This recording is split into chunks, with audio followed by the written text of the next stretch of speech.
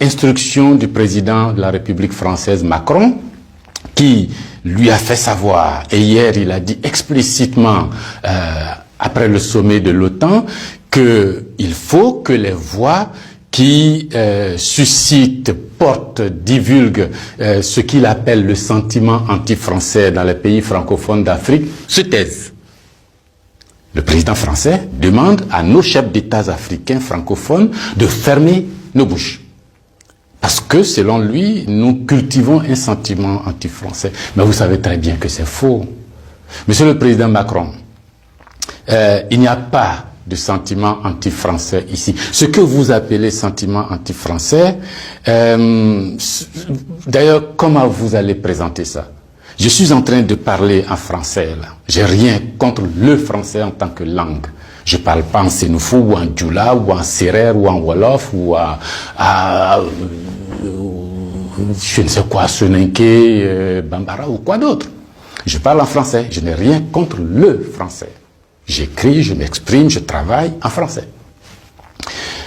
Je n'ai rien contre les Français. Nous n'avons ici, en Afrique francophone, rien contre les Français. Ils sont nombreux, ils ont des entreprises, ils créent des emplois pour nous, ils payent des impôts. Nous sommes nombreux à travailler avec eux, à travailler pour eux. Ils travaillent souvent pour nous. Nous sommes des amis, nous nous marions, nous vivons ensemble, ici comme en France, sans aucune animosité. Donc, c'est pas un sentiment contre les Français ou contre le Français.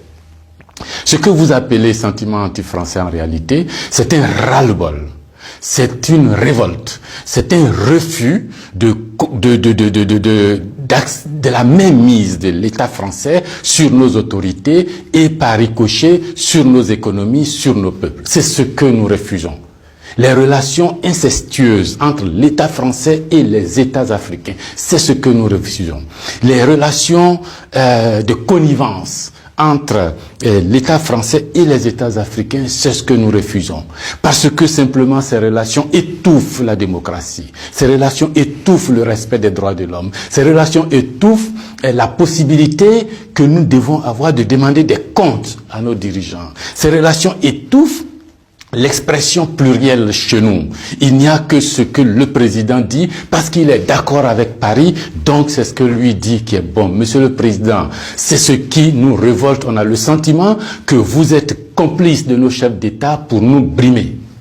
On a le sentiment que les droits de l'homme que vous faites respecter en France, les libertés individuelles que vous faites respecter en France, la Déclaration universelle des droits en France, déclaré là-bas par vos ancêtres, Monsieur le Président, on a l'impression que vous considérez que nous, en Afrique, on n'a pas droit à cela. Nous, en Afrique, on n'est pas digne de cela. Nous, en Afrique, on n'est pas suffisamment humain pour avoir les droits humains. C'est ce qui révolte cette jeunesse-là. La conséquence, vous voyez chaque jour de nombreux jeunes essayant d'aller là où les droits sont respectés, là où les libertés sont respectées, là où on a le sentiment qu'ils sont des hommes. C'est ce qu'il faut changer, Monsieur le Président. C'est ce qu'il faut changer. Vous pouvez parler 1000 fois à nos chefs d'État, vous pouvez leur donner des instructions 1000 fois, mais ça ne changera rien dans la tête des populations africaines ici, dans l'esprit des populations africaines ici. L'idée est que nous voulons redevenir des hommes libres. Nos ancêtres ont été vendus comme des marchandises par vos ancêtres. Comme des marchandises. Pendant de 1500 à 1890, c'est par là, comme des marchandises. Nous fermons les yeux là-dessus.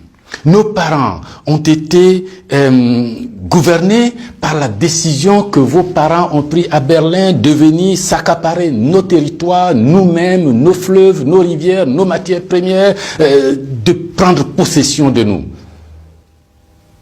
Ça a duré près d'un siècle. Fermons les yeux là-dessus. Vos prédécesseurs ont considéré que nos chefs d'État devraient être juste des délégués pour eux, pour nous maintenir ici.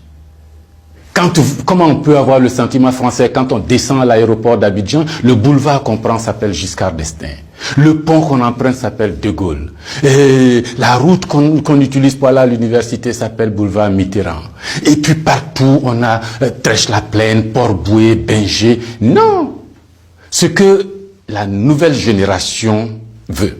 Ce que nous voulons, c'est l'autodétermination. Que nos chefs d'État nous rendent compte ici, qu'ils ne soient pas obligés d'aller vous rendre compte pour se donner une certaine légitimité, comme Macron est d'accord avec moi, comme Chirac est d'accord avec moi, comme le chef d'État français est d'accord avec moi. Donc ici, vous allez faire ce que je dis parce que sinon vous allez avoir des problèmes. Monsieur le Président, tant que ça durera comme ça, les gens ici auront le sentiment que l'État français est complice de leur brimade, de leur pauvreté, de leur chômage.